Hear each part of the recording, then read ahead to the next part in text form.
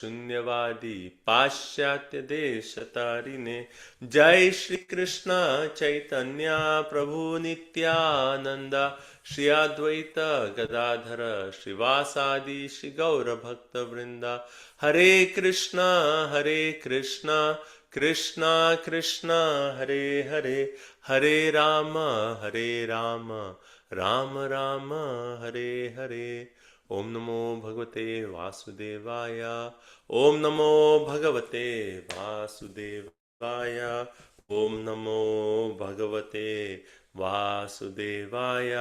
नारायण नमस्कृत्यं नरं चैव नरोत्तमं देवीं सरस्वतीं व्यासं ततो जयमुदीरयेत्। श्रीमतां स्वकथा कृष्णा पुण्य श्रवण कीर्तनम हृद्यन्तस्व अभद्राणि विदुनोति सुरसताम्। Hare Krishna. So, welcome everyone. Thank you all so much for joining.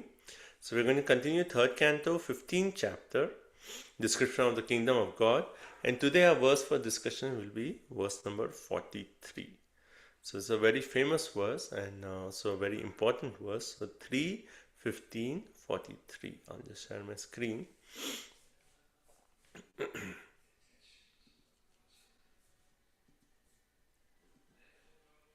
I hope everyone can see the screen.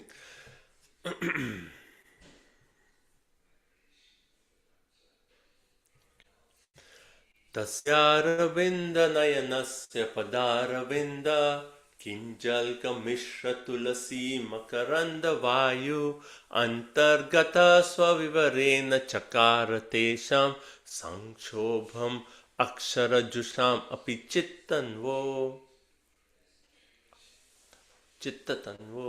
तस्यारविन्दनयनस्य पदारविन्द किञ्जल्कमिश्रतुलसी मकरन्दवायु अन्तर्गत सविवरेण चकार तेषां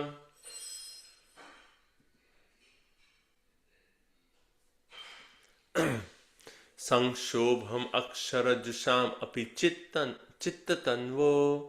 Okay, who would like to share? Okay, is that Krishna? Hare Krishna Prabhu. Hare Krishna.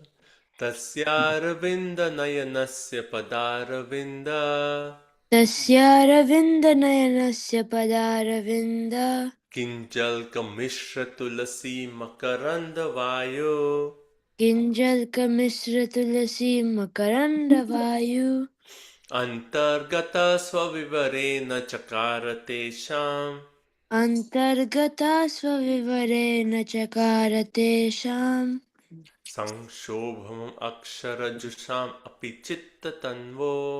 संक्षोभमक्षरजुषाम् अपि चित्ततन्वो। हरे Krishna. So let's see. Venupriya Vijay Mataji.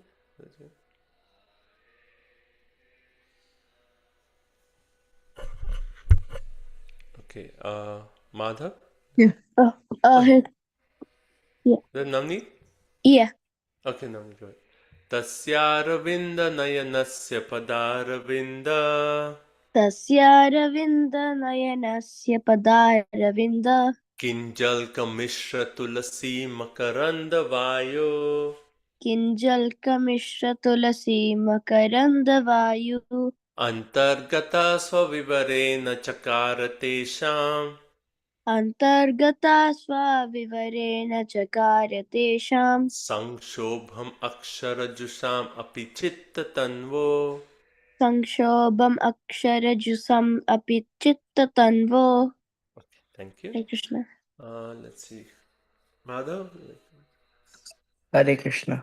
Hare Krishna. तस्यारविन्दनयनस्य पदारविन्द तस्यारविन्दनयनस्य पदारविन्द किञ्जल्कमिश्रतुलसी मकरन्दवायो किञ्जल्कमिश्रतुलसी मकरन्दवायु अन्तर्गत स्वविवरेण चकार तेषाम् अन्तर्गतः स्वविवरेण चकार तेषाम् संक्षोभम् अक्षरजुषाम् अपि चित्ततन्वो।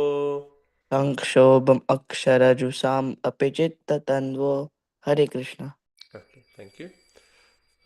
Okay, so maybe one last. Okay, Divya, Raghav. Prabhu. Okay, Hare Krishna. Tasyaravinda nayanasya padaravinda Tasya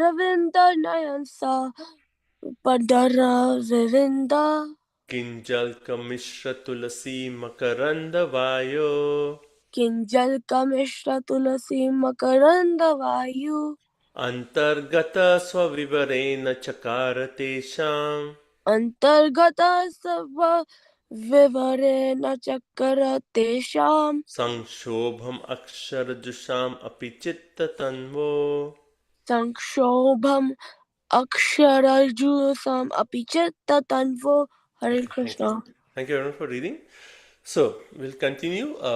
Yesterday we discussed the point that after Brahma has discussed, given a description of the Vaikuntha planets, then he actually makes a point that who is qualified to enter the Vaikuntha planets, and that was our verse for yesterday, where we actually Brahmaji is making the point that Shrinvanti ye anya vishaya, those who actually focus on hearing anya vishaya, other topics other than Rachana Anuvada. Actually, other than Aghabhida. Aghabhida means the one, about the one who vanquishes all the Agha, all the sins. Right? So if someone is just focused on hearing all the other topics, and particularly we read about what was the Sanskrit? Yastu Shruta Hatha Bhage. So basically, Hatha Bhage means they are unfortunate because they actually hear Kukatha. Kukatha means like bad words, criticism, gossip, just materialistic talk, or talks that just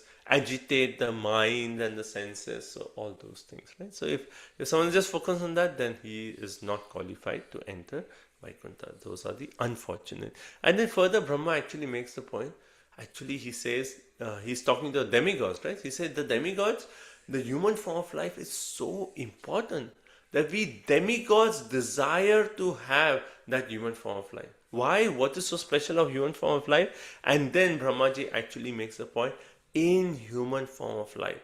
He actually says one can attain perfect religious truth and knowledge, right? And see, human form of life is compared to the lifespan of demigods is very small, like our maybe like 50, 60, 100 years, but that is nothing compared to a lifespan of demigods. But in that short time, having this human form of life, and even more so having birth in Bharatvarsha, it's like even more fortunate.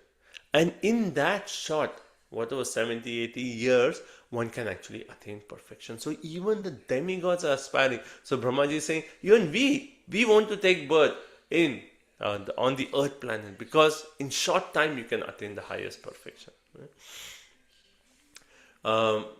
And he makes a point, if someone misuses or loses this opportunity which is given in human form of life, then he's simply covered by Maya, right? Covered by Maya. And then further he makes a point, and here is the we made the point that okay, who's qualified to enter? One who hears Harikatha, but is it just hearing? And then Brahmaji makes a point that one who, when he hears Harikatha, what happens? And then Brahmaji is saying that just by hearing Harikatha, Vaiklavya means there is ecstasy in his body. Bhaspa Kalaya, there are tears in his eyes. Pulaki Krita, shivering of the body. When all these symptoms, basically symptoms of ecstasy, that we hear about Krishna and then we hear about Vaikuntha Dham and the beauty of Krishna and the kindness of Krishna, and we hear all those things, then there is like ecstasy in our body. And we see this in Chaitanya Charitamrita. One may say like Bhagavatam is talking about that, but is that even practical? That coming to a stage that when we hear Bhagavatam, we have tears in our eyes. And Mahaprabhu's teachings are actually, Mahaprabhu's life is actually showing us, Mahaprabhu's followers are actually showing us how even in this lifetime, we can actually come to a state that when we hear Harikatha, there'll be tears flowing from our eyes and we experience that ecstasy. And Brahmaji is making a point, one who experiences that kind of ecstasy when he hears Harikatha, for him, the doors of Vaikuntha are open. Right? So finally, that's the qualification to enter Vaikuntha. Like we hear so many examples from Chaitanya Charitamrita about one is the famous story of Sridhar Pandit with Gangadas. Right? Gangadas Pandit was narrating Bhagavatam, and then Srivas actually went into ecstasy. Right? He went into ecstasy, and the disciples of Gangadas Pandit, they said like, oh, it's creating disturbance. And Srivas was like rolling on the ground, and then they actually committed an aparad of like just saying, oh, you're disturbing, and they took him outside, And because of that offense, they and later on there's a whole story of how, later on, actually Devanand Pandit, yeah, how later on Devanand Pandit, he begs forgiveness from Srivas Thakur, and then he actually again feels excessive at reading Bhagavatam. And then also like recently there was Gadadhar Pandit's appearance, and we hear about how what were we discussing about? We hear about how Gadadhar Pandit, right? He actually Mukunda actually introduced Gadadhar Pandit to what's the name of the personality?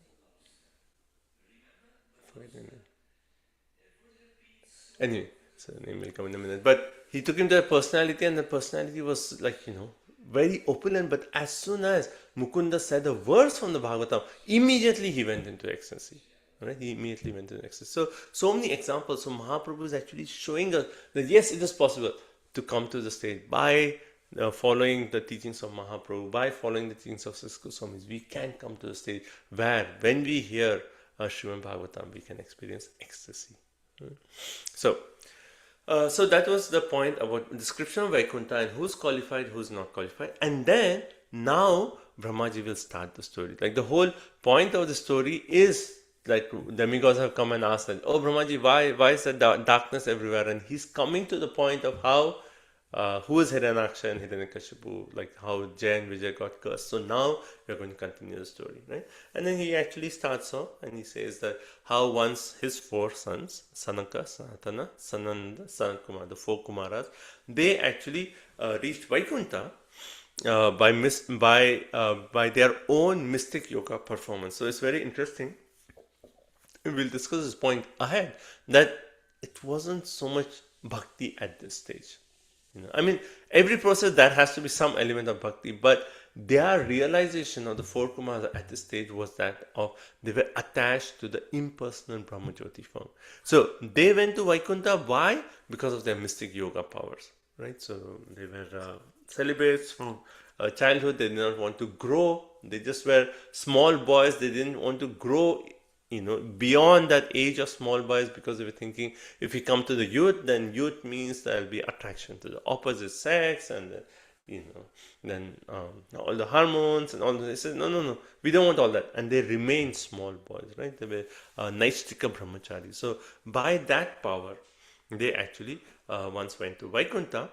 And it's described that how when they went to Vaikuntha, there are like different gates before which you can come and approach the Lord of Vaikuntha, right? Narayan. So 6 gates they crossed without any problem, right? No one stopped them, and they crossed 6 gates. And then when they came to the 7th gate, then there were these 2 personalities, Jay and Vijay. And he like the four Kumaras saw these 2 personalities, Jay and Vijay, and it's described that how they had maces, 4-handed form, and they had jewelry, earrings, helmets, diamonds, garments. They were dressed like how we discussed yesterday, that they have a form just like a Vishnu, right? So nicely dressed. And when these 4 Kumaras came, because they were naked, they looked like small young boys, right? These personalities, Jay and Vijay, they actually looked at them with arched eyebrows, right? It's called Bhruva Kutilaya. With arched eyebrows, they're looking, oh, who are these personalities? Why are they here? Are they even qualified to enter Vaikuntha? So they had their doubts just seeing that these personalities, right? And it is also described that they were naked, and even though they were like the oldest, they were Brahma's first children who were born, but still they look like so young. So the 4 Kumaras were thinking like, I don't know if they are qualified to enter, right? So their eyebrows were arched, they had discontented nostrils, reddish eyes. They appeared somewhat agitated, right? Now, so and the 4 Kumaras said like, up to this point no one stopped them, but just looking at this, these Jay and Vijay appearing to stop them, And it is also described that how four Kumaras, because they were Brahman, realized they had no conception of ours and theirs. Or you're qualified, they didn't have any distinction. So they tried to enter the seventh gate, but immediately Jay and Vijay, they were actually stopped. Right? So actually, there's a verse in text 30 which actually says that Bhagavad Pratikula Shila, right? They were that their act of stopping the four Kumaras was Bhagavad Pratikula Shila. It was not pleasing to Vishnu that these four Kumaras were actually stopped. Right? So um, yeah, they blocked their way with their staffs, despising their glories. All the sages did not deserve such treatment at their hand. Right? And then further it is described that when they were stopped, then immediately the four Kumaras became angry and their eyes turned red with anger. Right? And that anger is very nice word is used. It says Kama Anujena. Kama Anujena. Anujena means like the younger brother. And it says like how Prabhupada explains in the purport, it is said that the younger brother of lust is anger. Right? So that anger appeared in the four Kumaras. Right? And then the four Kumaras actually said, Muneya Uchu, they said, who are these two persons who have developed such a mentality? And they were like shocked. Vishamaha Swabhava. How did they develop this, this attitude where they are thinking that, oh, we are qualified, not qualified, they are stopping us. And they actually made the point that are they some imposters? So it's interesting that how the four Kumaras were thinking that Jay and Vijay, are they imposters? Otherwise they won't stop us. Where is the fear that a demon would come all the way to the sixth gate of Vaikuntha? Right? Why? I mean, there's no question. So the four Kumaras are thinking that maybe the Jay and Vijay are imposters because they are acting Kuha Kayoho. They were actually duplicitous. They are in Vaikuntha, but they are acting as if just like conditioned souls, where they are making a distinction. Or this is mine. I am here, and they are not qualified. They are making that distinction, and therefore, they are not qualified to be here. That maybe they are imposters. So four Kumaras thought in that way, and then further, he makes the point that in Vaikuntha there is complete harmony between the residents and Supreme Personality of God. If you remember in the previous verses where we read, we said Vaikuntha there is no envy. Everyone is simply glorifying the Supreme Personality of God, and they are all focused on service and glorification of the Lord. So these four Kumaras are saying in the Vaikuntha there is there's complete harmony. And then he makes a point, then why then is there fear in their heart, in Jay and Vijay's heart? They are dressed like inhabitants of Vaikuntha, but where from can their disharmony come into existence? How come they have this mentality which does not fit a person of Vaikuntha Dham? And therefore they said like, oh, these two persons, they are not fit to be in Vaikuntha. They are contaminated, and they should be removed from this place and sent to the place where there are three kinds of enemies, right? Which is that lust, anger, and greed. And basically said, lust, anger, and greed, they are, because you had this mentality, you're not fit to be here. Therefore, go to a place where, these three kinds of enemies are there: lust, anger, and greed. Right? Now, our Acharyas, Prabhupada also makes a point in purport that the four Kumaras cursing Jay and Vijay are devotees of the Lord. They are in Vaikuntha. They are pure devotees of the Lord. So their cursing Jay and Vijay was actually a Vaishnava Prad. So four Kumaras have committed the Vaishnava Prad by cursing Jay and Vijay.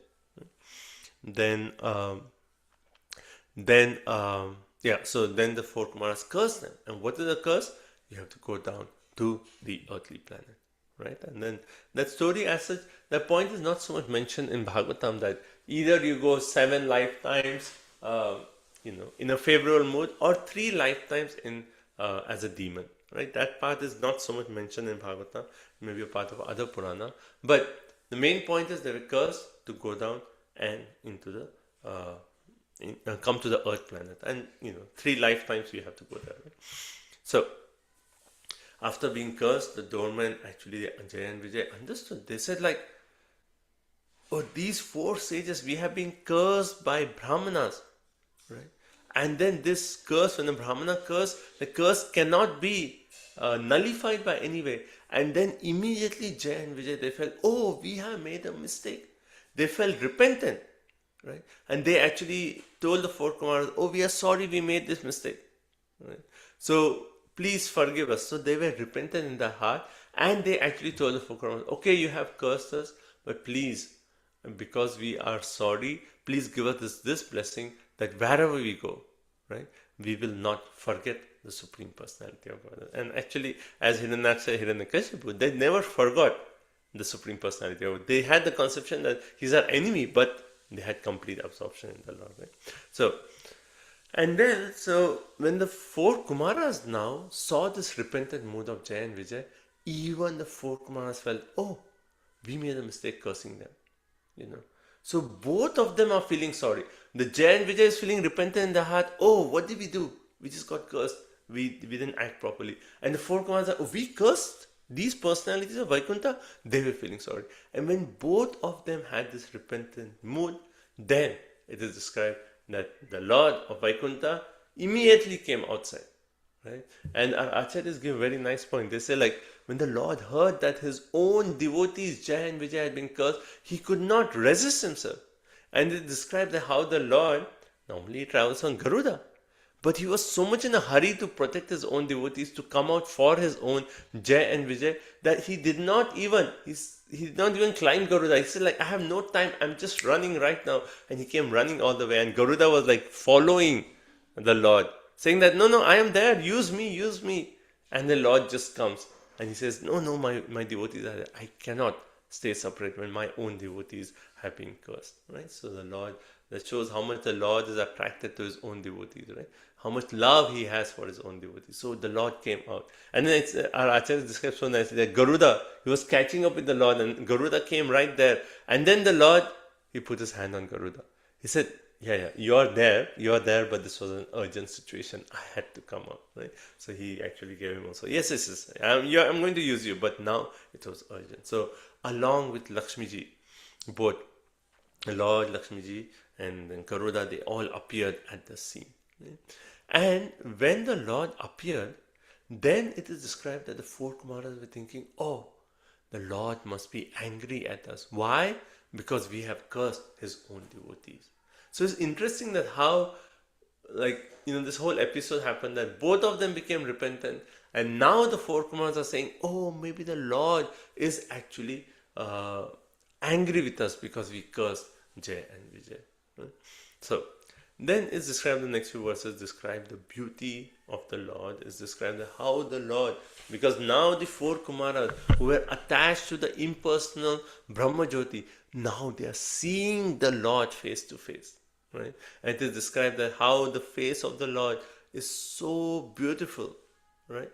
So the four Kumaras were feeling that, oh, maybe the Lord is angry, and Jay and Vijay were feeling that, oh, maybe we did something which was not according to the Lord, because the Lord loves Brahmana so much. So both of them, when they repented, and when the Lord came and just his beautiful face and smiling face, both of them felt like, okay. Just seeing the face of the Lord, the beautiful face of the Lord, both of them who were afraid, they actually feel, okay, pleased that, okay, the Lord is happy. He's not angry with us, right? So, and then it's described how the Lord had a broad chest, his waist, his neck, his hands, cheeks, nose, head. So beautiful form the Lord. And then today's verse comes. Right? So, tasyara vinda nayanasya padaravinda. Right? So we know this Aravinda.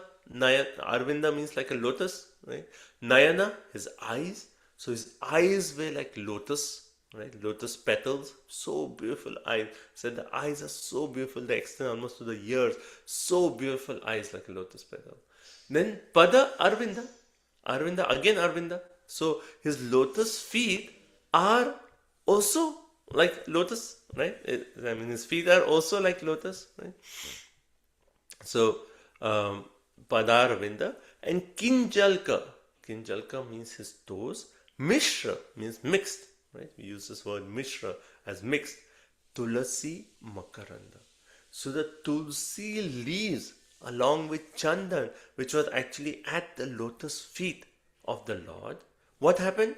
Makaranda Vayu, the fragrance from that actually entered into Antagata, they entered into Swaviverena through their nostrils. It entered. And then what happened? Then he said that these four Kumaras, Sang Shobham means they felt agitation. You know, what is this? We are Brahman, we are attached to Brahman, realize, but what is this? This kind of bliss, this kind of emotion we have never experienced before. Shobham, we are agitated. Akshara Jusham means those who were attached to. Akshara referring there to the impersonal Brahman. So they were attached to the impersonal Brahman, but all of a sudden, just the fragrance from the lotus feet of the Lord, the fragrance of tulsi and chandan from Lord, when it entered their nostril, it created such an emotion, such an agitation. They felt such a bliss that they felt, oh, this is beyond the stage of Brahman realization. Right? And that's why this verse is important, because it actually, those who say like the ultimate form of Lord is impersonal, here is the proof where the four Kumars who were attached to the impersonal, just seeing the personal form. And it's also described, and I can mention it, or maybe next time we'll touch more, that how doing this sort of it. So they experience this agitation of their body and mind, and then just seeing the form of the Lord. They saw the lotus feet, and then they were looking up. They saw the face of the Lord, right? So Padaravinda and Aravinda Nayana. So they saw the face of the Lord and lotus eyes, and they were like, oh, so beautiful. Then again they went down, lotus feet. Again they were. So they were like scanning the form of the Lord, and they couldn't get enough seeing each part of the Lord. It wasn't like, oh, I saw the lotus feet, now let's just focus on the face. No. They couldn't get enough of each anga of the Lord. They were relishing every anga so much that they were looking up and down, up and down, up and down. And they couldn't like, how can we drink this beautiful form of the Lord? Right? So that was their mood. And this verse is saying that those who were Akshara Jusham, attached to the impersonal, they, Chitta Tanvo, their body and mind, they experience a kind of emotion that they had, a kind of bliss that they had never experienced before. Right? So this is yeah. So anyway, we'll continue next time with the story of what happens next. So the Kumaras and Jay and Vijay were thinking that, oh, we have acted in a way not pleasing to the Lord, but now seeing the smiling face of the Lord, they both were like, okay, the Lord is not angry. And then what happens? What do the four Kumaras say? What happens to Jay and Vijay? I mean, it's very interesting, this whole dynamics that happens at the seventh gate of Vaikuntha. Right? So we'll discuss that on Monday. Let's see if anyone has any questions.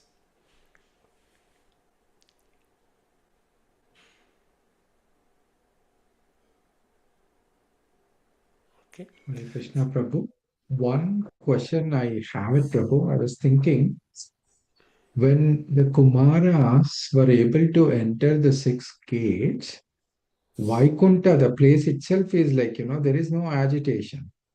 Unless it's like the will of the Lord that has to, induce that they have to be cursed. That's one thing I was thinking. Because six gates, if someone could have actually stepped in, that means, first of all, they are free from envy, they are free from duality and everything. Right? So, But yeah, mhm, good. that's So the one point, like question. I was just going to Yeah. mention the point that Prabhupada actually mentions in one of his classes, that yes, they could go all the way to the sixth gate, but they could not reside there. Seventh one. No, they could not reside there. Oh, Like you can go and visit, but you cannot stay there until you're pure devotees of the Lord. So even we read okay. about like how Durvasa Muni, didn't he travel all the way to Vaikuntha? And that Oh, was yes. just on the strength of his mystic power. Mystic power. Mhm. Went and saw the Lord, but he is not qualified to stay there because he's not a pure devotee. But then he kicked on the chest of the Lord, right? That means he was still inside Uh, the. no, I'm talking of Ambarish and Durvasa Muni. Oh, that part is one part. The second part is also there, right? The Where he was that is Bhrigu Muni. Bhrigu, Yeah, Bhrigu. Yeah. Bhrigu That Muni. Bhrigu is Yeah. like a different story. Yeah. But Okay. referring to Prabhupada, actually, in one of the classes, he makes this point. He talks about Durvasa Muni and he says, like, yes, they can go to Vaikuntha, but they are not qualified to stay there. To stay there for a longer time. Yeah, they Okay. can't stay there eternally. They have to come back because they are not. And that's why that famous verse from 10 Canto, 2nd chapter, text number 32, right, which Prabhupada quotes again and again, which actually says that those who have not developed that love for the lotus feet of the Lord, even though they go there, they fall down. Right. They fall down. They have to come That was one question, Prabhu. Thank you. And the second thing I was thinking was impersonal realization as well, because they are, for an impersonalist, they will be always thinking it's light. There is no personality as such. Okay. And still, even though how much mystical power they have, still they can get till Vaikuntha. Although even if it is for a moment, that's what I was thinking. So the point is yes, they are Brahman realized, but they are not neglecting, they are not denying the form of the Lord. It's just like how we say they came to the stage of Brahman realization, but they didn't proceed further. And now when they are smelling the fragrance from coming from, then they are experiencing such a. So it is Brahman, Paramatma, Bhagavan. So it came to Brahman realization. But it's not that they were saying, okay, this is the ultimate and there is no personal form. They were not attached to the personal form. They were attached to Brahman. The impersonalism. Impersonal. Okay, So there's difference between the Mayavadi and Brahmavadi, right? So they were Brahmavadis one way, not Mayavadis. So they knew the form of the Lord God. is there. That conception was never there with them. That is Yeah. 100% So the there. Mayavadis, Yes. they can never, yeah. Right. Mayavadi, Krishna Apradi, so there is no chance for them. But Right. Brahmavadi, so that's why they were, when they got the fragrance, then they had a realization even beyond Brahman. So Brahman, Paramatma, they were getting a realization of Bhagwan, which includes that Ananda feature. Right? So that's the verse for today. Okay. Okay, so stop here. We'll continue on next Monday. And again, those who miss, so from next week, we'll do Monday, Tuesday, Bhagavatam, and then Wednesday, Thursday, we'll be Chaitanya Charitamrita. Okay, so we'll have all 4 days classes. I mean, Parishit Prabhu was very nicely keeping up Srila Prabhupada reading. I mean, it's amazing his commitment of just keeping up for how many months and years, keeping up. And Prabhu has come all the way to 5th book, you said? 5th book is done, Prabhu. Last book Yeah. is there. 6th one. I mean, that's really amazing, Prabhu. You kept to that commitment. It's not me, Prabhu, to be honest with you. It is Shamanandini Mataji who was She's inspiring. also, yes, Always, never even one session she broke it. So she was always there. She's very, very committed to read Prabhupada's Yes. books. Amazing. Yes. But thank you to both of you. So I was thinking in summer we can do this, and in fall, if you want, you can continue with the Prabhupada. Okay. Okay. So thank you all so much. Grantra Srimad Bhagavatam ki jai, Srila Prabhupada ki jai, Vanchakalpatarubhyasya kripa sindhubhyeva patitanam pavanebhyo vaishnavebhyo namo namah. Thank you all so much for joining. Hare Krishna. Thank you so much, Prabhuji. Hare Krishna. Thank you so much, Prabhuji. Hare Krishna. Thank you, Prabhuji. Hare Krishna. Thank you so much. Prabhuji, Hare Krishna. Thank you, Hare Krishna. No, Prabhuji. Thank you, Hare Krishna.